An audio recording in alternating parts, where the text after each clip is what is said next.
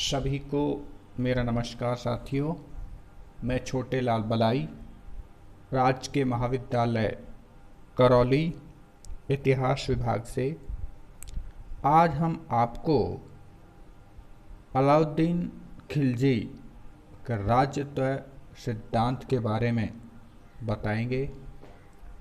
इससे पूर्व हमने जलालुद्दीन द्वारा खिलजी वंश की स्थापना और 1296 जलालुद्दीन की हत्या कर अलाउद्दीन खिलजी द्वारा राज्य सिंहासन किस तरह से प्राप्त किया, इसके बारे में आपको बता चुके हैं। अलाउद्दीन खिलजी का राज्यत्व सिद्धांत। अलाउद्दीन खिलजी ने सैनिक शक्ति के द्वारा सिंहासन प्राप्त किया। राजपद के लिए अमीरों ने उसका निर्वाचन नहीं किया था और राजपद का वह उत्तराधिकारी भी नहीं था।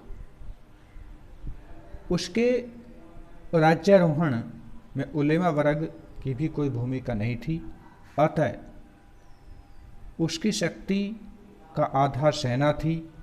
इसे निरंकुश सैनिकवाद कहा गया। सुल्तान पद की प्रतिष्ठा।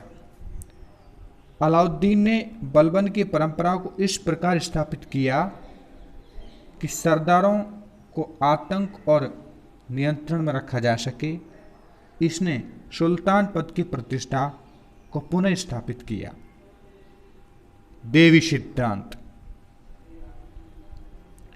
अलाउद्दीन भी सुल्तान पद के देवी सिद्धांत में विश्वास करता था।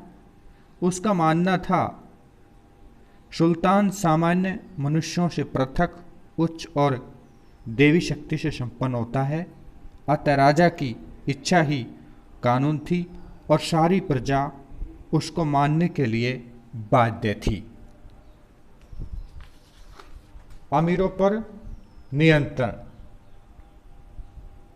अलाउद्दीन का मानना था कि अमीर और उलेमा सुल्तान की सत्ता पर अंकुश का काम करते हैं, अतः इन बाधाओं को हटाना आवश्यक था।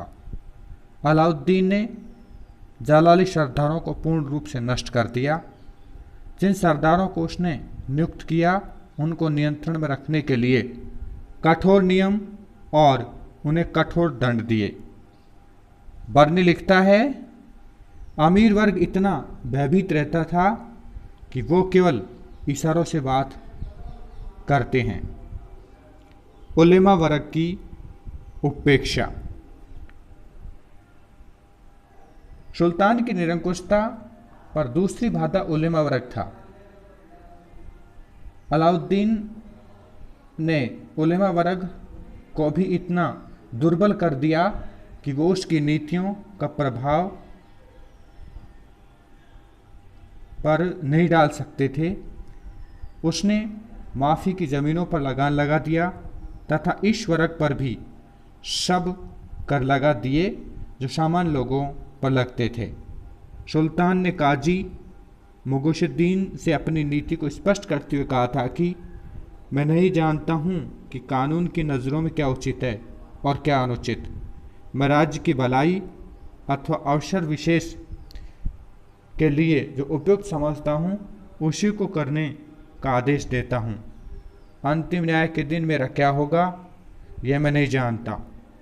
इस प्रकार अलाउद्दीन पहला सुल्तान था जिसने राज्य पर धर्म का नियंत्रण समाप्त कर दिया, अर्थात राज्य और धर्म दोनों को वो अलग अलग दृष्टि से देखता था और उसने राज्य पर धर्म का जो प्रभाव है वो हटा दिया। वंशवाद की उपेक्षा। अलाउद्दीन खिलजी के राजत्व सिद्धांत में वंशवाद का स्थान नहीं था। उसने बलबनिक उच्च वंश की धारणा को अस्वीकार कर दिया। बलबनिक गुलाम था। उसके लिए आवश्यक हो गया था कि वो अन्य गुलामों से स्वयं को पृथक करे, इसलिए काल्पनिक वंशों से अपना जो संबंध था अपना संबंध जोड़ा। लेकिन अलाउद्दीन ने ऐसा नहीं किया क्योंकि उसका राजस्व शक्ति के सिद्धांत पर आधारित था। खलीफा को महत्व न देना। अलाउद्दीन ने अपनी सत्ता को मजबूत करने के लिए खलीफा के नाम का सहारा नहीं लिया। जिस प्रकार उसने उलेमा वर्ग की सत्ता को अस्वीकार कर दिया था, उसी प्रकार उसने खलीफा की सत्ता को भी अस्वीकार कर दिया। उसने कभी खलीफा से अधिकार पत्र प्रदान करने की प्रार्थना नहीं की, लेकिन उसने स्वयं को खलीफा का नायब अवश्य घोषित किया था। सैनिकवाद को महत्व। अलाउद्दीन की शक्ति का आधार सेना थी।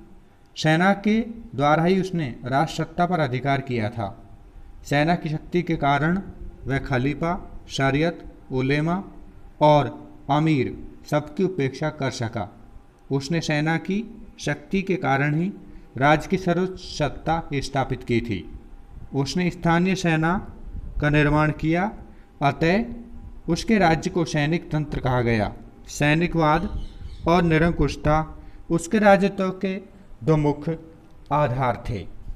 इस प्रकार हम कहते हैं कि अलाउद्दीन खिलजी द्वारा किस तरह अपने राजस्व सिद्धांत को स्थापित किया और इस सिद्धांत को स्थापित कर उसने किस तरह से प्रत्येक क्षेत्र में अपना प्रभाव स्थापित करने का प्रयास किया, चाहे वो खलीफा को महत्व देने का, चाहे सैनिकवाद को महत्व देने का, चाहे देवी सिद्धांत का, और अमीरों पर नियंत्रण या उलेमा वर्ग की जो उपेक्षा के साथ साथ वंशवाद की अपेक्षा करना भी इसमें हम शामिल करते हैं, जो कि उसके राजतत्व सिद्धांत के अंतर्गत आता था।